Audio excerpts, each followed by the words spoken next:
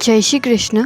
आप सभी वैष्णवों का हमारे YouTube चैनल पुष्टि हृदय में स्वागत है। 84 वैष्णव वार्ता की इस कड़ी के अगले वैष्णव है विष्णुदास छीपा। इनके कुछ वार्ता प्रसंग इस प्रकार से है। लीला में ये चंद्रावली जी की सखी है जिनका नाम कमला है। इनका जन्म आगरा के पास एक गांव में हुआ था। 20 वर्ष के हुए तब इनका विवाह हुआ। इनके पिता वस्त्र छापने का काम करते थे और ये आगरा में जाकर उन वस्त्रों के थानों को बेचते थे।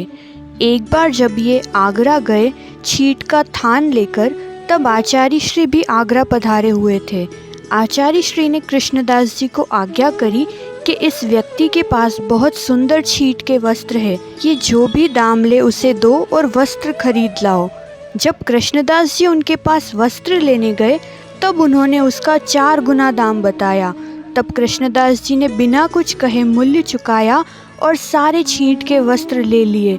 विष्णुदास जी से कहा कि यदि और भी अच्छे वस्त्र हो तो अवश्य लेकर आना। तब विष्णुदास जी आश्चर्यचकित हो गए और विचारने लगे कि यह तो अवश्य ही कोई महापुरुष है जिसने बिना मोल भाव किए सारे थान ले लिए, इसलिए इनको वस्त्रों के थान देना उचित नहीं है। ऐसे महापुरुष का द्रव्य यदि मेरे घर में आया तो मेरा सारा परिवार वैरागी हो जाएगा। तब वे पुनः कृष्णदास जी के पास गए और बोले, अपने सारे रुपए ले लो और मुझे मेरे छीट के थान वापस कर दो। तभी कृष्णदास जी बोले कि तू तो बड़ा ही मूर्ख व्यक्ति जान पड़ता है। एक तो तूने अपने वस्त्रों के 4 गुने दाम लिए, उसके पश्चात जब बिना मोल भाव के मैंने तुझसे वस्त्र लेकर दाम दे दिया तो अब तू वस्त्र वापस मांग रहा है।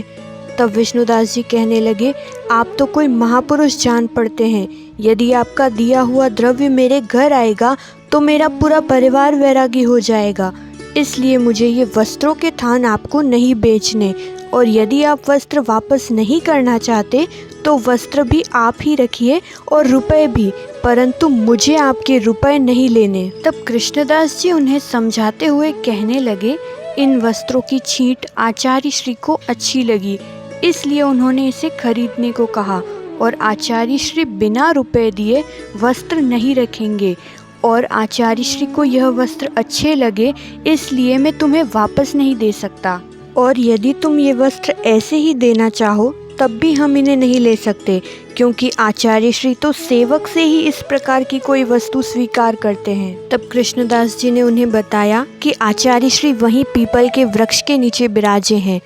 तब विष्णुदास जी ने आकर आचार्य श्री को दंडवत किया और कहने लगे, महाराज आपके सेवक में इतना धर्म है, मुझे भी अपनी शरण में ले लीजिए। तब आचार्य श्री ने कहा कि तुम इस मार्ग का आचार विचार कैसे समझोगे। तब विष्णुदास जी बोले, आपकी कृपा से और आपकी शरण में रहकर धीरे धीरे सब कुछ सीख जाऊंगा। परिवार वालों को भी आपकी शरण में लाने का प्रयास करूंगा। यदि वे आपके सेवक बने तो उनके साथ रहूंगा, नहीं तो अलग रहकर किसी भी तरह अपने धर्म का पालन करूंगा, परंतु आप मुझे अपनी शरण में ले लीजिए। मुझे जाति व्यवहार का कोई भय नहीं। तब आचार्य श्री ने उन्हें कहा, जाओ यमुना जी में स्नान करके आओ। तब विष्णुदास जी जैसे ही यमुना जी में स्नान करके लौटने लगे तब एक जूठी पत्तल उड़कर उनकी देह से लगी। तब वे विचारने लगे कि ऐसे तो मैं अशुद्ध हो गया। तभी वे वापस स्नान करके आचार्य श्री के समक्ष आए। आचार्य श्री ने उनसे पूछा कि तुम वापस स्नान करने क्यों गए। तब विष्णुदास जी ने उन्हें कारण बताया। तब आचार्य श्री बोले, तुम तो अभी से इतना समझने लगे हो। विष्णुदास जी बोले, महाराज ये तो सब आपकी कृपा है। तब आचार्य श्री ने उनसे कहा कि हमारे मध्याह्न के संध्या वंदन का समय है, हम आकर तुम्हें नाम निवेदन करवाएंगे। तब विष्णुदास जी बोले, आप मेरे लिए इतना श्रम मत करिए, आप तो सुख से पधारिए।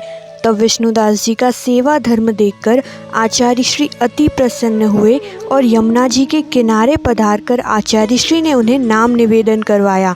तब विष्णुदास जी ने उनसे विनती करी, हे महाराज मैं तो मूर्ख हूँ, आप ऐसी कृपा करिए कि मुझे भागवत जी सहित समस्त ग्रंथों का ज्ञान हो। तब आचार्य श्री ने उन्हें सेवा फल ग्रंथ सुनाया। तब विष्णुदास जी कहने लगे, महाराज मुझे समस्त ग्रंथों का ज्ञान तो हुआ, परंतु सेवा फल का तात्पर्य समझ नहीं आया।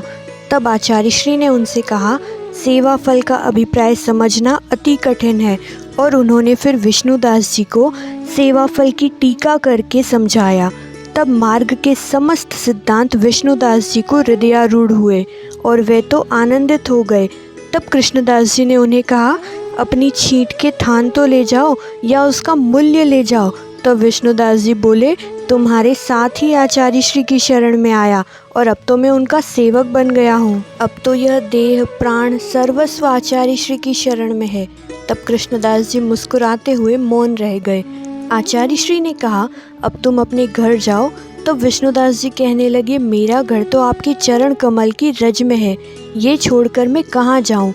तभी आचार्य श्री ने कहा कि यह तो सच है, परंतु हम अडेल जा रहे हैं और मैंने तुम्हें शरण में ले लिया, अब तुम अपने गांव जाकर रहो।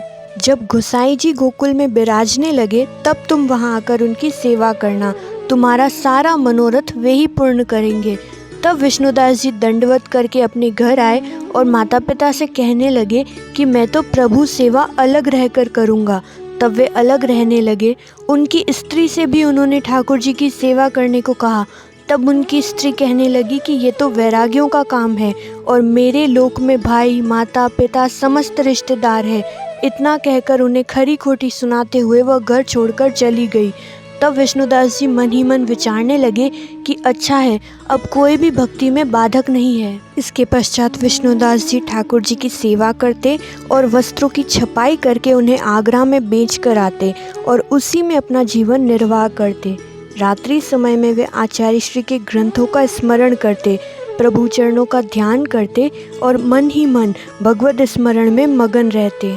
एक अन्य प्रसंग के अनुसार गुसाई जी जब गोकुल में विराज रहे थे तब विष्णुदास जी वहां आए।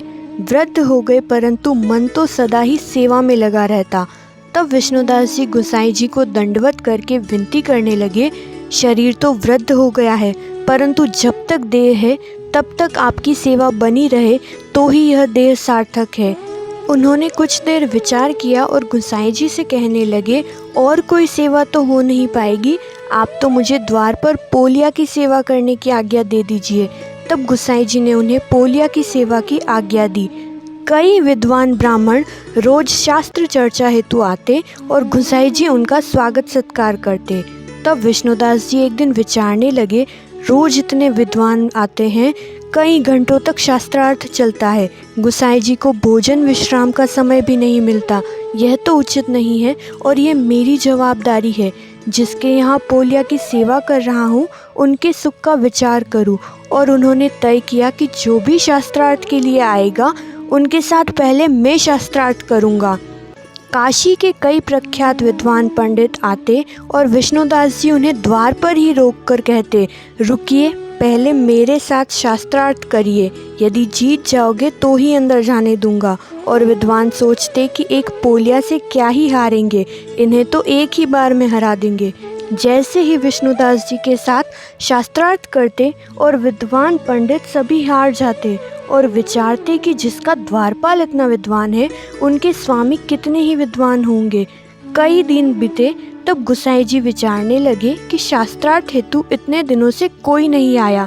तब उन्होंने विष्णुदास जी को बुलाकर पूछा। तब विष्णुदास जी ने उन्हें कहा कि महाराज, आपके सुख का ध्यान रखते हुए मैं उन्हें द्वार पर ही रोककर वहीं उनसे शास्त्रार्थ कर लिया करता हूँ। तब गुसाई जी उन्हें प्रसन्न होते हुए समझाते हैं कि विष्णुदास जी, आप मेरे सुख का विचार करते हैं, यह उचित है, परंतु आप विद्वानों को द्वार से ही लौटा देते हैं और हमारे यहाँ से कोई खाली हाथ जाए यह उचित नहीं है। उनका उचित स्वागत सत्कार होना चाहिए, इसलिए आप उन्हें अंदर आने दीजिए। तब विष्णुदास जी दंडवत करते हुए कहते हैं, जी महाराज, जैसी आपकी आज्ञा। एक अन्य प्रसंग के अनुसार मथुरा के एक भट्ट ने गुसाई जी को बार बार भोजन हेतु आमंत्रित किया। तब गुसाई जी बार बार कहते, तुम इन सब में मत पड़ो, तब भी वह नहीं मानता और नित्य ही कहता रहता। एक दिन गुसाई जी उसके घर मथुरा पधारे। तब गुसाई जी ने विष्णुदास जी से कहा, जल की झारी लेके हमारे साथ चलो। तब विष्णुदास जी भी गुसाई जी की आज्ञा अनुसार उनके साथ चल दिए। जब गुसाई जी उन भट्ट के यहाँ भोजन करके उठे तब विष्णुदास जी ने जारी से शुद्ध आचमन करवाया।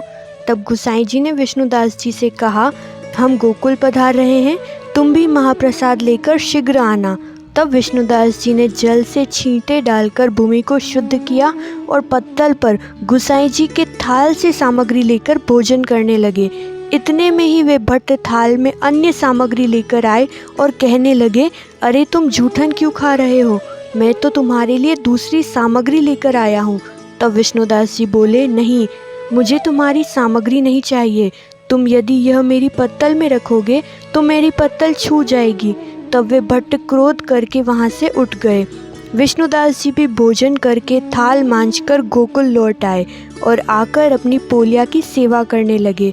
पीछे से वे भट्ट भी गोकुल आए और गोसाई जी से कहने लगे, आपका एक सेवक जो कि नीची जाति का होकर भी मुझसे कहने लगा कि यदि मैंने उसकी पत्तल में सामग्री परोसी तो उसकी पत्तल छू जाएगी। तब गोसाई जी बोले कि आप तो मेरे समस्त वैष्णवों को भोजन करवाना चाहते थे और आप तो मेरे एक सेवक का भी मान नहीं रख पाए। इतना सुनकर उन्हें अपनी गलती का एहसास हुआ और वे भट्ट अपनी गलती पर पश्चाताप करने लगे और गोसाई जी से क्षमा मांगी। यह वीडियो आपको कैसी लगी हमें कमेंट करके ज़रूर बताइएगा और यदि आपके पास पुष्टि मार्ग और प्रभु की लीलाओं से संबंधित कोई भी प्रसंग है तो उसे हमारे साथ शेयर कीजिए। उन प्रसंगों को हम अपने इंस्टाग्राम, फेसबुक और यूट्यूब कम्युनिटी पोस्ट में शेयर करेंगे, जिससे वैष्णवों को प्रभु की और लीलाओं को पढ़ने और सुनने का आनंद मिलेगा। जय श्री कृष्ण।